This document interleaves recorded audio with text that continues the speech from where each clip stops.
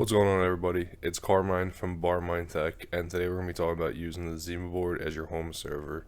So last week's video I talked about different ways to get into Homelab, and the Zimaboard was actually one of those ways that I mentioned to start something out. So this is the Zimaboard.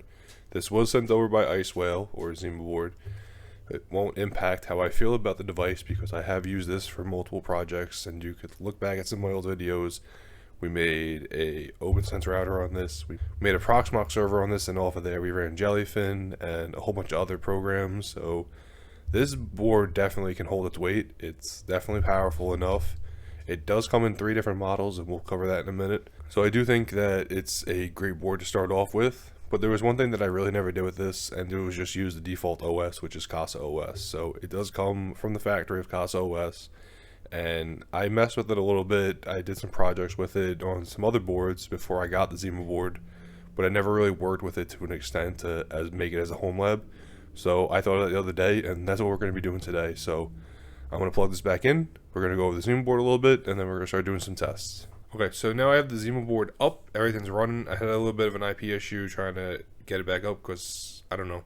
And then Firefox didn't like it. So this is logged in, but I'm going to log out really quick. So by default, when you come up, the default page to get to your Zimaboard is going to be whatever the IP address is. So I used Angry IP Scanner to find out. Mine is 50.222. If you're using Firefox, it's going to be HTTP, and then you can just log in like that. Or if you're using like a Chromium based, you could just put in the IP and it'll pop up. When you first log in, it's going to be asking you to make an account, but I already did, so I'm just going to log in.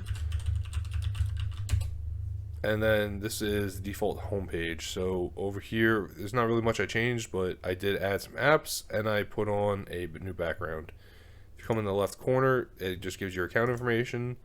You have your settings, so you can change some of the basic stuff. You have your power options, and then you also can access a terminal from the site. So it is going to be using the default SSH credentials. I installed Ubuntu on this and then reinstalled CasaOS on top of it, so I just have to use my default credentials to access the actual board, but you could check whatever your SSH credentials would be. It also gives you the logs, so I do like that it does that because it is centralized in the web page. You don't have to jump back and forth between an SSH session and the web page, so it's a little bit nice, a little add-on. Nothing really too crazy on the homepage. We have the time, the date. We have the system status, so I'm not really running anything too crazy right now, so it's only using the low resources. I do have the kilowatt hooked up right now, and we are using only about 2 watts of power, so this is a really low power server. But like I said, nothing's really running too crazy yet.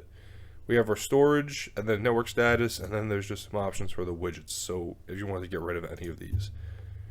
We have some suggested apps, and then we have our apps that we actually have installed already. There is a file browser, and if you want to mount a external Samba share, you can. So if you have like a NAS that has Samba capabilities, you can mount that right into here, and it'll work just the same. Other than that, you just have your basic file share. Other than that, we have our App Store, and this is where you're actually going to be installing all of the apps and everything else on your Zimaboard. So I've been messing a little bit, and I have Pi-hole and Crafty already installed, and I already have Portainer, and we'll circle back to that in a minute. But you can see here's Pi-hole and Crafty. They're not really doing anything yet because it's just installed. I don't have the Zimaboard really doing anything. It's not serving anything at the moment. But if I come into the App Store, there's a ton of different apps in here. And these all are Docker containers, so if there's anything else that you're interested in, you do a custom install over here. You can put in the information. And there's also the information for the Docker Compose or the Docker CLI. And you can make out any container you might want, you know, if it's on Docker Hub or somewhere else, so you're not just limited to whatever's in their app store. But they do have a lot of the containers that you might be interested in. You got Handbrake, you have, let's see, there's Jacket, there's Jellyfin, Jellyseer, there's Plex, there's NB, there's all the apps to go along with that. You have all the R's, you got Nginx Proxy Manager, Ombi, Pi-hole. I mean, there's a lot of different stuff in here, and what I really just like that I just found is there's also Portainer by default, and we're going to go over to that right now. So like I was saying, it does have Portainer, and now so Portainer is running off of the Zimaboard. Now if you remember, everything on the Zimaboard and the Casa OS is Docker based, so if I come with a Portainer, it already has all my containers because they're all Docker based. So we can actually manage the same Docker containers from Casa OS out of Portainer. I was worried it was going to be like a subsystem and a subsystem thing. Like it was going to open up Portainer as another container, but it seems it doesn't. It actually has full access to everything in here. And this is a game changer because now we can put it in our self-hosted template, and all those extra apps that are on the template, we could actually just install in the Zimaboard much easier. Remember, you can just come over here to the self-hosted template. This is the one from Nova Spirit from my buddy Don, and we could scroll down and we could just get the link, and then in there you could just add it over here in the app templates.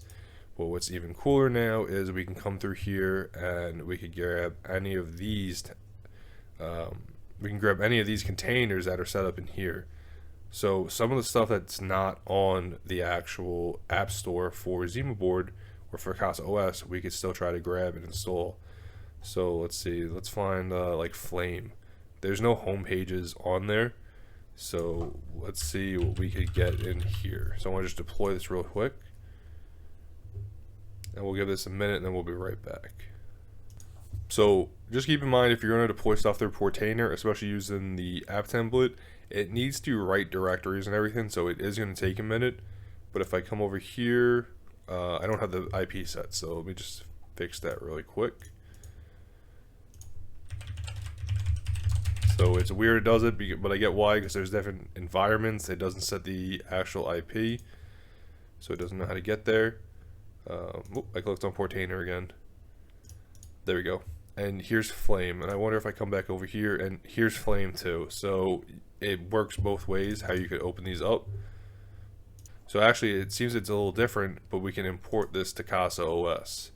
So interesting enough, it looks like it can work both ways, but this is still being hosted off of the Casa OS Zimaboard. So I really do think that's cool. I want to try doing one more and just seeing how it works. Okay, so it took a second, but it came up. I deployed Archive Box so I could open it up over here. And this is just a container that you come over here to archive any important data. And if I come into Casa OS again, let's see, and you can see it is in here. But it doesn't put them into the basic apps by default. It looks like it has to be imported. So it must have to change over some sort of file structure or whatever so it can be used interchangeably. But that's okay, because honestly I'm content with just going into Portainer to add more apps. It works the same way, so it's cool. I do want to see how it works in the file share. I wonder what it made. So yeah, so here's Portainer, and then usually, there we go. So this is what I was looking for. So back over here in the root, here's the /Portainer drive, the directory, and then here is where it's actually sharing all these new containers. So this is where they're being saved to. So that's why I can't pull them into the main page by default. And that's because of how the app template's set up. It's set to change the file directories for the apps. But that's okay because they're still working. They're all up and they're still here. And we're still using very minimum power. So I'm really content with how this is. I think it has a lot of potential to run some of the more basic services, like your WireGuard and all that stuff. But yeah, I mean, this is pretty cool. I might actually keep one of these running now in the background to turn off one of my VMs and free up more resources on my server.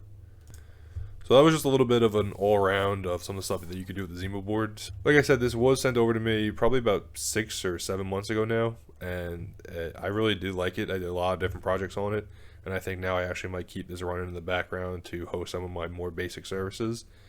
I mean, it's super low power, and for what it can run, it's really great. And I like even more that it has the Portainer capability, that I can just go through Portainer and deploy all my containers that I still want to use. So I'm really content with it, honestly. Like, I like it. But yeah, that's the Zimaboard, and honestly, I think it could really be a solid little Homelab server just to start off. Like I said, I don't think running like a media server off of it's going to work out really well, just because it only has at most 8 gigs of RAM and it's a 4-core board. But you could give it a shot and see what happens. We ran a Jellyfin server off the Proxmox server that I installed on one, and I mean, it worked. I can't say it's going to work great when you want to do multiple streams, but you can always find out and let me know. But like I said, I think this might be the next step for a small Homelab. You know, if you're trying to get your first piece of hardware, if you get the 8 gig model, it's just under $200. It's a good starting point. I mean, it comes with what you need. The OS is really friendly, and you can install other stuff off of it. So I definitely think it's worth checking out. If you're looking for your first piece of equipment for your Homelab, or maybe if you're just looking to, you know, upgrade or get off of an older system, If you're somebody who just runs, like a WireGuard server and some of the other simpler services, I think this could definitely be a good option. But you never know. You could try it out and you let me know. That's why we have the comments below in the Discord server so we can talk about stuff. But before I just keep rambling on about this, I want to thank everybody for watching. I'll have links below in the description for all the gear I use and everything else. And I'll have a link to my Discord server. Thank you all for watching, and I'll see you in the next video.